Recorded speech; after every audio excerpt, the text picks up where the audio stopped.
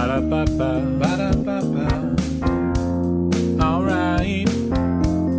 Promoter 101. Promoter 101. Promoter 101. Promoter 101. Promoter 101. Promoter 101. Promoter 101. Promoter 101. Promoter 101.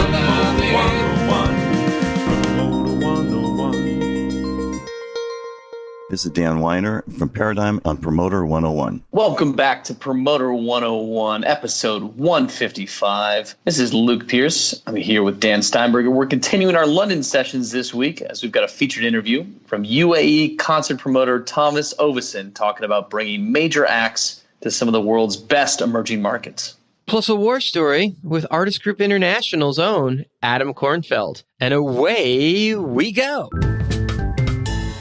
This is Meg White from ICM, and you're listening to Promoter 101. If you missed any of the past Promoter 101 episodes, we've saved them all just for you. This week, we offer a special reissue of episode 92, which you can find at promoter101.net on your computer device. That's right. Episode 92. Great interviews. Among them was Global Touring Concerts from AEG West Presents, Mark Norman. Plus Tedeschi Truck's tour manager, Skip Richmond, kind of an industry icon. He truly is. And speaking of icons in their own mind, we had a great war story from Rocks Off, the boat inside of the New York harbor. Jake Snufrowski came on the podcast to share a little war story with us. I love Jake. So, hey, if you got a free minute, drop us a review or subscribe. Tell a friend. Why not? Couldn't hurt. It's John Finberg from First Row Talent, and I'm on Promoter 101.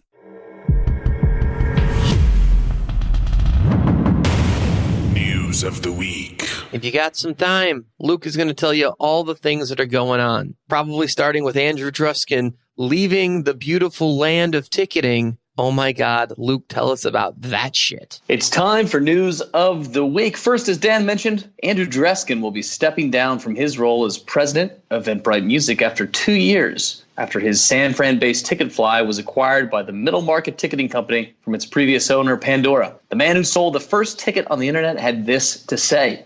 After more than a decade at Ticketfly, 2 acquisitions, and all told, almost 20 years running ticketing companies, it feels like the right time for me to transition into a different role. It's been a tremendous effort and honor to lead both Ticketfly and Eventbrite's music division for the past couple of years. I have mad respect for the team at Eventbrite and continue to believe that we are building the best music ticketing platform in the world. Druskin says he plans to take off time in the short term, turning focus from operating to investments. And his declaration to not stand for re-election for the board of directors should help him in new ventures, removing him from conflict of business for new business interests.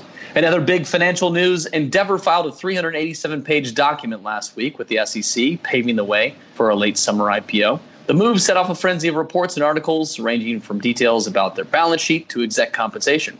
Offering is targeting a $10 billion valuation, according to Wall Street Journal, but we are far away from the day where the street will decide if that is the right number. The skyscraper of evaluation comes from the last 10 years of development under Ari Emanuel and Patrick Weitzel, who, following the merger of Endeavor and William Morris, began a frenzy of growth and acquisition, gobbling up the UFC, sports giant IMG, professional bull riding tours, and entering into content production, fashion, and more. The company reported $3.6 billion in revenue in 2018, with more than $2.3 billion from the entertainment and sports, and of that, $1.3 billion was from the representation business. Earning before taxes and interest in 2018 reached $551 million, so the company is profitable. But the company also reported a debt-heavy balance sheet with more than $4.6 billion in long-term debt in the quarter ending March 31st, with only $500 million in cash on hand. So their debt-to-cash ratio is 8, much higher than what you'd expect for an IPO of this nature. Exec comp, of course, was looked over as well, too. Ari Emanuel made $5.3 million in 2018 and Weitzel $5.1 million. And when the IPO happens, likely in the next couple of months, if the market conditions continue to permit, each stands to gain handsomely with another $85 million apiece expected at that $10 billion valuation. It also revealed that Emanuel and Weitzel each sold equity positions in the company in 2017 for $165 million apiece. Not bad for your traditional 10%er. That'll do it for News of the Week. This is Christine Marshall from CAA, and you're listening to Promoter 101. Our first interview this week, we're joined from Artist Group International. Adam Kornfeld's here with a war story. Adam Kornfeld. I was going to say from QBQ, from AGI. Yeah, well, it was QBQ when this war story took place. I don't know. I was just thinking about the very first time I met Lars Ulrich and the rest of Metallica when we signed them just prior to the Black Album release in 1991. And I was meeting them backstage at Madison Square Garden where they were not performing, but they were having a listening party for 20,000 fans. Were coming into the arena to sit down and to just listen to the album. And the band came out and introduced it, started the album, and Lars came backstage and said to me, "Hey, Adam, are you ready?" And I was ready because I was warned about what was going to happen.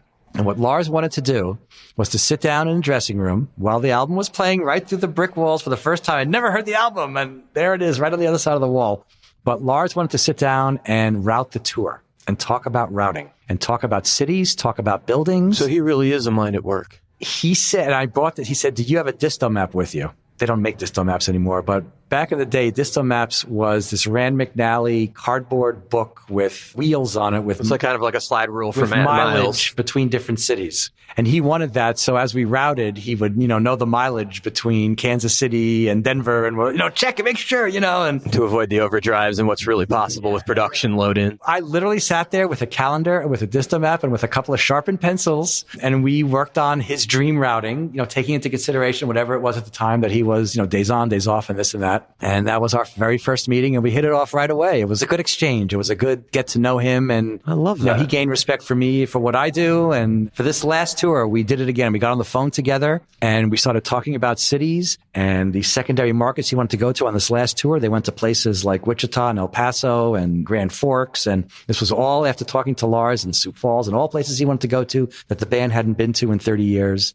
So that's a lot of fun. That's one of the fun things is definitely talking to Lars about routing. So from that original routing, because that's the first, right? That's the first time. How close to that were you able to nail it? It's been a long time. It's been a long time, but I think we came pretty close. Is that a pretty good template? You guys were able to hold pretty true to that? Yeah. When you guys are going through it, you guys still get pretty in the grain with the routing with him? He did this time because, again, he had some certain considerations, days on, days off that he wanted for certain reasons or that the band needed on and off for certain reasons. And there were some travel concerns and issues and production concerns and issues. And so we put it all into the pot and stirred it up and created a routing. He gets involved. Yeah. That, again, to an outsider looking at the routing would seem very strange. But to the band, it made perfect sense, and that's all that matters. It was really interesting, and I saw the stadium show when you guys played Seattle. Coincidentally, I happened to be flying out of Seattle the next morning, and the airport was covered with Metallica shirts. I grew up in Denver, which was one of their biggest markets forever. I was used to Metallica coming to my market. It was the thing. So the idea of them skipping markets and on stadium tour, you didn't play everywhere. You played particular markets, and you skipped some markets, so it was a destination show. It never occurred to me how many people flew in for a weeknight show in the middle of summer to see Metallica. I never thought they were bigger than they were on the Black Album, but clearly where they are now is much, much bigger as a global act. It's another level. And, and Mark Ryder has been so involved with it and it's done a great job. I mean, their marketing and it's unparalleled. It's really. Yeah, I don't think I've ever seen anything like what they've developed into. And they're developing a brand that is not just forever, it's a lifestyle. But exactly. Yes, it is. It seems like they're very particular about what they let get through that. I know they just marketed their own line of alcohol, which seems very cool. Bourbon and beer. Yeah. But I know they're very particular about what they associate their name with. And I know there's a whole thing before those guys will let anything get out there that it's like, where's it made? How's it done? What's involved? I am happy to be involved in the touring aspect of it. I'm happy to have my piece, to be involved in my area. Thank you so much. Yep. Adam will be coming up with a full interview in just a couple of days. Very excited to have him here on Promoter 101. Hey, it's Mark David, Steve Strange, Toby Leighton-Pope, Stuart Galbraith, Simeon Galperin. I'm Ralph James, Ted Cohen, Julia Frank, Jeff Goodman, Jamie Adler, and Frank Wing, Doug Edley, David Klein, Stephen Riff, Tom Chauncey, and we're on Promoter 101. Promoter 101. Promoter 101. Promoter 101. Promoter 101 flashbacks. episode 66. Peter Shapiro. I tried to get the 40th anniversary. A lot of people don't know that. I don't even say, and I didn't. And I love the Dead. I grew up doing, my first thing when I was in college, I went and made a film about them. I couldn't get them to be in my film about the Grateful Dead. I couldn't get them to do an interview. But I was a big fan, and 50th was coming around. And the cool thing is by doing shows with each of them, there was this relationship, particularly with Phil Lesh. And I'm not sure if I didn't have the Capitol Theater and couldn't meet with it, and he was playing my venue. And I knew I'd have him one-on-one, kind of like we are, Steiny, eye to eye, at the Cap in the basement. You guys all excuse us for a minute? I was able to get them all on the same page and do something that was the right thing to do for the fan, and no one expected what happened to kind of happen. We didn't. I believed in it, and I knew growing up I was being a fish as well. We really talk, So, and growing up at Wetlands, the home for that stuff, and I just knew what Trey could do. I just knew he could do it. And I saw the one time Trey had really played Dead music. He didn't like to do it. Was in San Francisco at the Warfield. I believe it's April '98. I went to those shows. I traveled and stuff. I knew how good I thought it would be, and just followed the instincts on we should do Chicago. July 4th, the Great American Band, the middle of the country. It's the last place Jerry played. Fans love it. They can get there. We can and I just went with that. Because at first there were a lot of people be like, why not this? Or why not that? And why Trey? And there was a lot of noise, a lot. And he just tried to be stick, because I knew the only thing people would remember after, and this is is the show and what happened. There's a lot of stuff before, and you just got to work hard to make that part right. Hi, I'm Sarah Pelch. I'm on Promoter 101. Tweets of the week. Hey, I hope you're ready. It's Thursday. That means we've got some tweets of the week. Let's start here. If you overpaid the act, management will take your money. This got a big reaction online. And just to be clear, I didn't mean if you accidentally miscounted and gave the band extra money, they'll take it. I meant more that if you're throwing money at the act trying to buy the show, they'll take the money every time. So know that I'm not calling the acts thieves. I'm calling us as buyers gamblers, and we're stupid. That was more what I was saying. If you can't handle the production, pass on the show. Betting of more than you can chew often backfires, and it doesn't always work out. Gold Star and Groupon are handy daily updates of what tours are out there stiffing. It's always nice to get those daily updates of what shows you shouldn't buy. Thanks, Groupon. I've been Gold Star. That'll just about do it for some tweets of the week. Make sure you keep up with Dan on Twitter. He's at The Jew. I am.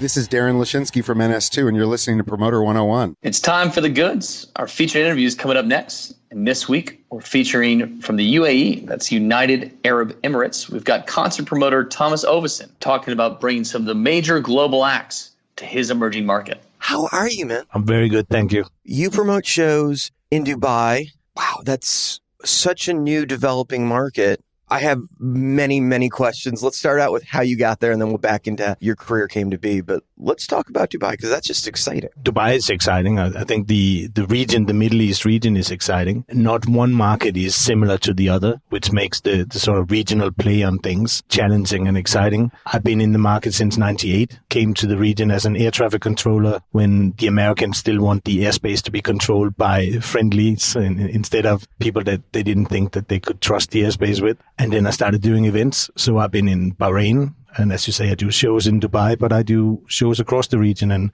even beyond, sort of the neighboring territories, Africa, subcontinent, Asia. That's incredible. So you're dealing with all of the immigration, getting things in and out. When you're bringing an act in, especially an international act, with I'm guessing almost exclusively is what you're doing at this point, you're dealing with everything the band needs help with, or the artists, whatever you're doing at this point, to get in and out of the country. So freight is your problem, and anything else that they may need, well, it's technically your problem just to market and produce the production. Anything it takes to pull that show off becomes your problem. So here's the easy things with the Middle East. The local currencies are pegged to the US dollar. So we don't have currency issues, except when we work with some British agents that want to be paid in pounds. but most of the deals are in dollars, so we don't have issues with fluctuations of currencies, etc. So in every market you're promoting in, unless you're dealing with a British agent, you're paying the acts in US dollars. Yeah, and to be honest, even with most of the UK agency deals, they would be dollars as well. The times when we are asked to pay in pounds would be when the pound is strong to the dollar. We sometimes have been asked to pay in pounds, but I think after Brexit, I don't know what will be the expectations from agents, but then we would be exposed to currency fluctuations. So we prefer to do all our expense sheets and all our settlements in dollars. That's an amazing thing. So when you're settling with the artist, are you showing them all the expenses in the local currency, or are you converting everything to US? Because it's pegged, it's easy. It's more or less the same. Each country will have a fixed rate of their currency to the dollar, so it's more or less the same. You convert everything into US dollars and just do the show as a US settlement, essentially? Yeah, absolutely. Well, that is fascinating to me, but I guess if you're doing multiple countries, it standardizes. Yeah, and the other thing that is another positive, if I should act as an ambassador for the region and convince listeners that they should bring their acts to the region, there's no taxes, so there's no income tax and there's no withholding tax. There's VATs in some of the countries, but other than that, there's no of the usual sort of income or withholding tax. Okay, we're at ILMC, but we've agreed not to air this episode until after April 1st, where you officially will be a promoter again. So the cat will be out of the bag by the time we get there. Yeah. And you are a promoter anyway, even though you're involved in the arena. You've been promoting in many places, but you're focused now, instead of just programming the arena, you're focused on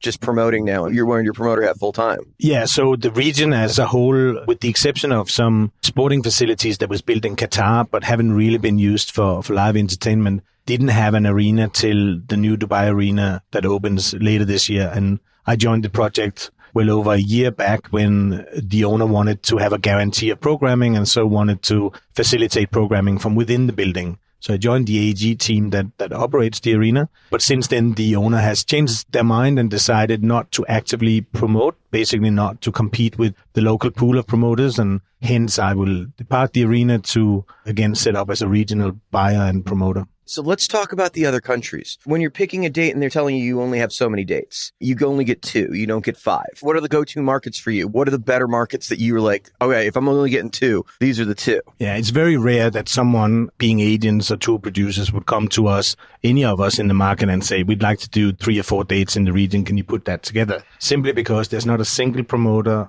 or organization set up with trade license and offices in each and every market. That's very new, and that's one of the things that I want to do. And the reason for that is that each market is very different. Most of them are small markets, but the focus has been very much on the UAE, where you have Dubai and Abu Dhabi as the powerhouses. And then if you get a deal there, perhaps you look at an add-on in one of the other GCC or Gulf countries, or perhaps even Levant. Years back, Cairo and Beirut used to be great concert venues, at least over the summer period. But then the summer period is when it's really hot and sticky down in the Gulf, and till Dubai Arena opens, there wasn't really any opportunity to play during that period of time. So it's difficult to route. Saudi was a non-existing market. Kuwait didn't allow live entertainment either. So it was a small region, although vast in territory, if you like. Now Saudi is opening up. With the arena in Dubai, you could do summer plays, play the Levant or the Mediterranean countries, Jordan, Egypt, Lebanon, and add a Dubai arena show. Culture sensitivities. Some of these artists, especially the pop artists, particularly the women, the way they dress, is an issue in some of the countries you book. Yeah, in the markets where it is a major issue would be the very new ones. So like Saudi Arabia, that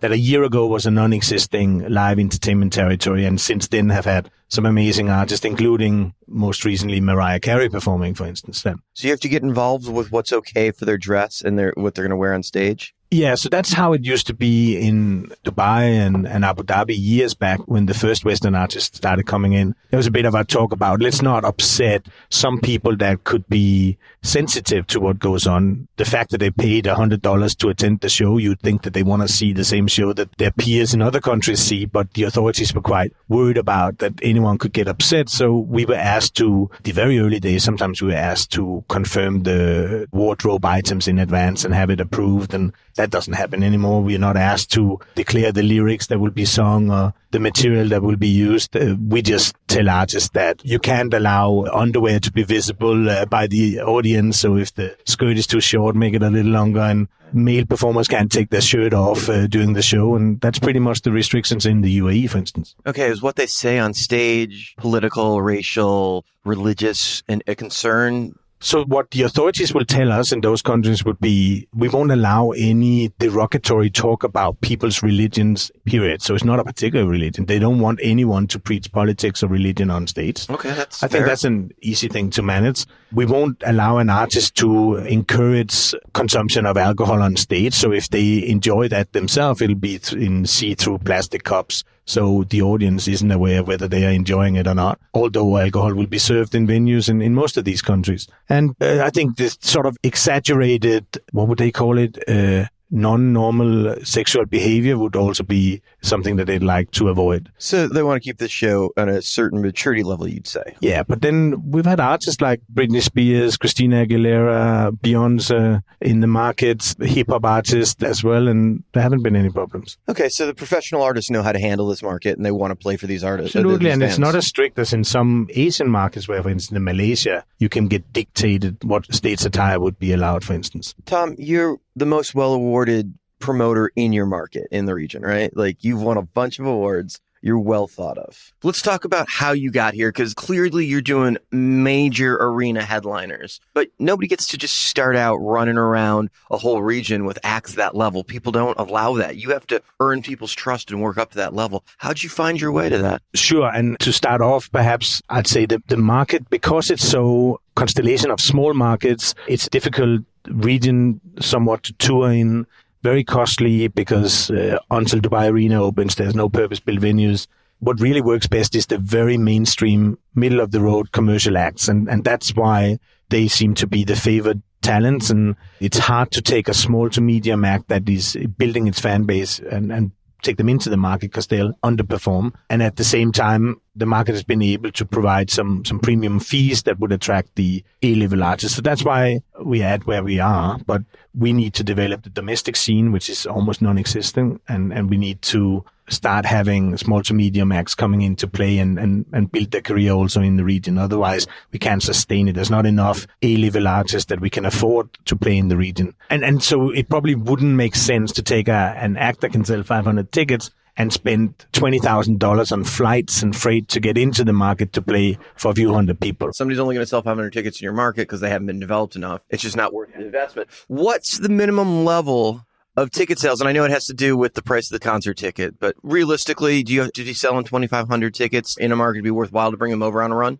No, because the sort of result of what we talked about with regards to what you can play in the market has been premium fees. And so the expectation from agents and artist side have been to get paid premium. And we have this joke that agents, the big agencies, won't take my call unless I start promising the offer we are going to discuss will be at least $1 million. Doesn't really matter what kind of artist we're talking about. I mean, that's obviously a bit of a joke, but it is one of those markets where some agents still consider... $1 million a night or $1 million for the run? No, a night. We're looking at A-list artists and we're looking at premium fees. So we need to sell 10, 15,000 just to justify those kind of fees, because we also have average ticket prices of $150 and up. It's such a headache to come to the region that the artists have to make so much money, a minimum of, that the agents don't even want to talk about it unless we're going to do a handful of dates at this number. Let's not even bring it up to the artists. I don't know how many years you've been coming to ILMC, but when I started coming... This is 5. Okay. Even before that, people from our region would come. We'd moan about agents only wanting to take big fees from our market. But at the same time, we also developed that culture by only offering these very big fees. And it was a place where artists would come and say, look, we're not really comfortable with the market, but if you pay us well enough, we'll go and play. So it's not just the agent's fault, but it's just a situation. But once you start increasing the regularity of big shows, the volume and frequency, you have to bring down the ticket prices, and it will affect the ability to pay artist fees. We've also now gone through having had most of the A-list artists performing in the market. It's a novelty-driven market, so we can't keep bringing them back. So naturally, we'll start getting into a new sort of era where fees will have to come down, and artists that aren't as top of their game will be getting business and will want to come and play as well. How often in between plays would you try and bring back a headliner? Because obviously one and done doesn't make sense. You got to be thinking about return plays at some point. Normally that would be every year, right? New album out, new tour. Give me an example of someone that you have brought back and how long in between and it worked. Like Justin Bieber came back with 2 years in between, and he could do that because, it worked. Yeah, he was still top of his game and had even built on his fan base, I guess. But the artists that have managed to do it have been the artists like Lionel Richie, Shaggy, Bryan Adams.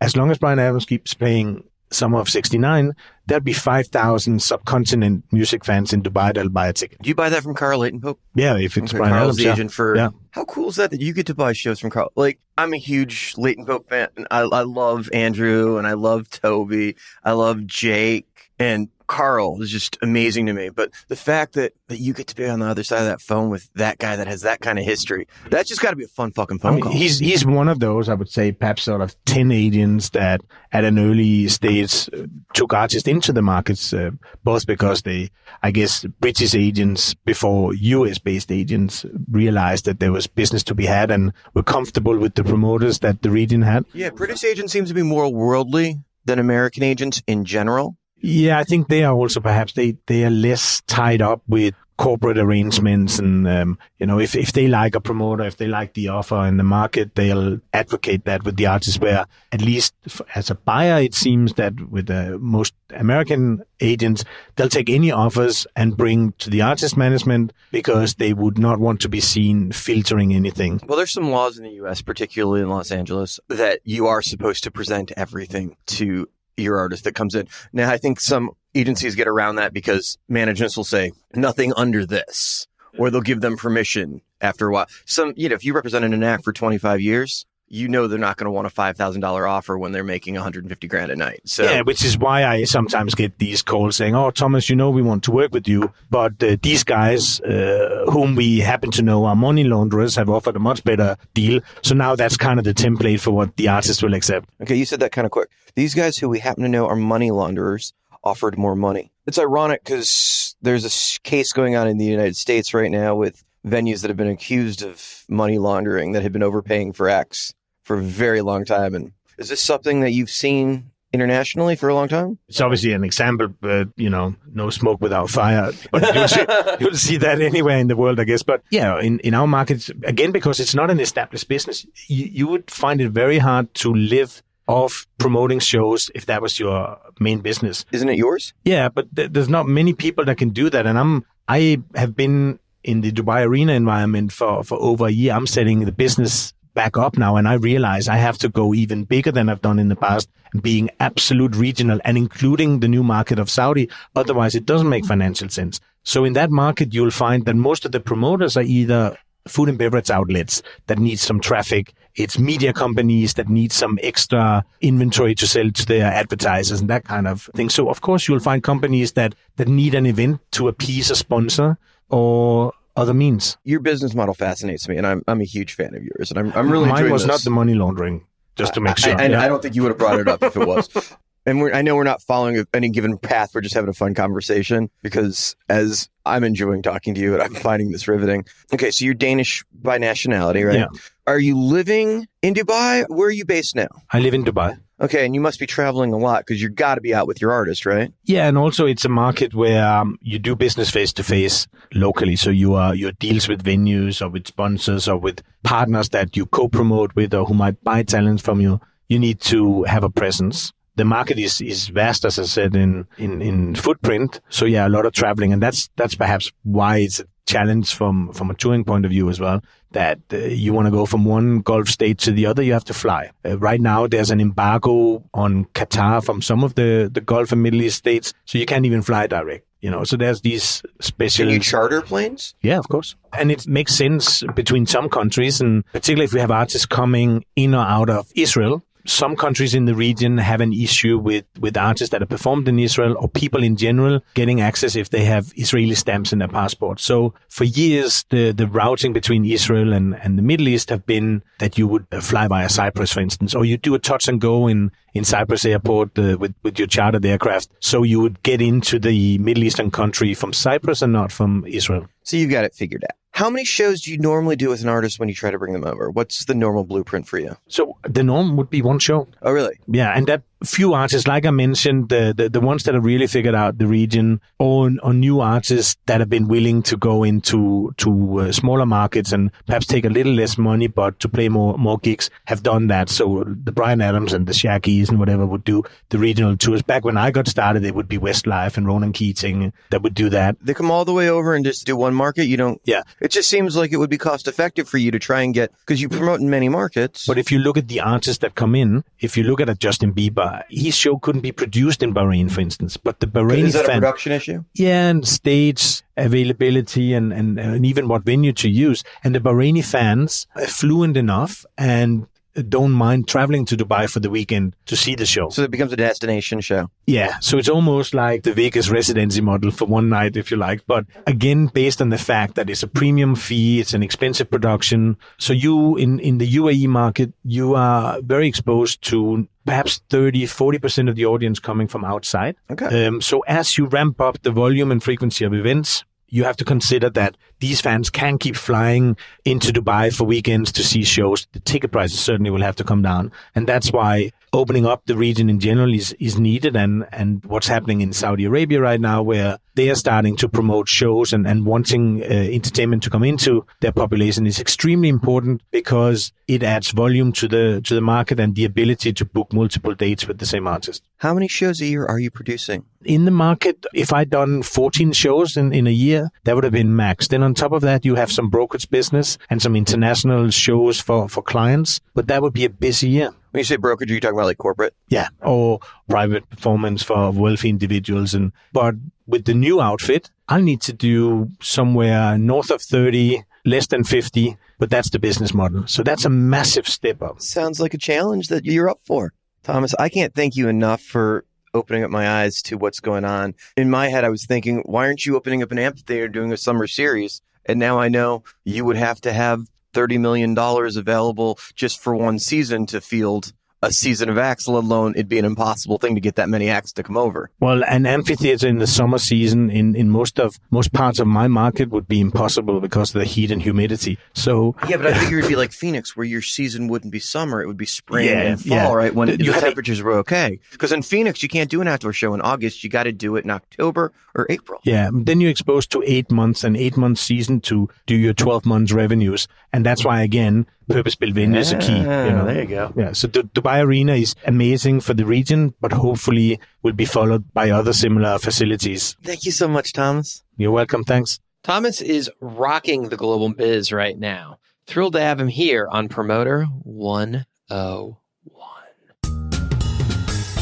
This is Julia Frank from Wizard Promotions in Germany, and we're on Promoter 101. That does it. Episode 155 in the can. Thanks for tuning in to Promoter 101, and thanks to our lovely guests from the UAE, Thomas Ovesen, and from AGI, Adam Kornfeld. We appreciate everybody tuning in. If you listen to this podcast and you've got a thought, email us. Hit us at steiny@promoter101.net and tell us what's on your mind. I want to thank everybody for all those special notes we've been getting this week since we announced the end of the podcast. You guys have all just been way too kind, and we feel your love on so many levels. But hey, we've got plenty of shows to do before we hit October. And we'll be back this Monday at 5 p.m. Pacific, 7 p.m. Central, 8 p.m. Eastern for our next edition of the Promoter 101 podcast. Join us then. We're going to be bringing back AGI's Adam Kornfeld for the full sit-down. He's going to be talking more about the world of amazing things that he's working on over at that great agency. Until then, we're wishing you sold-out shows for the week to come. Cheers. Call your mother. Hey, this is Brian O'Connell with Live Nation, and we are on Promoter 101.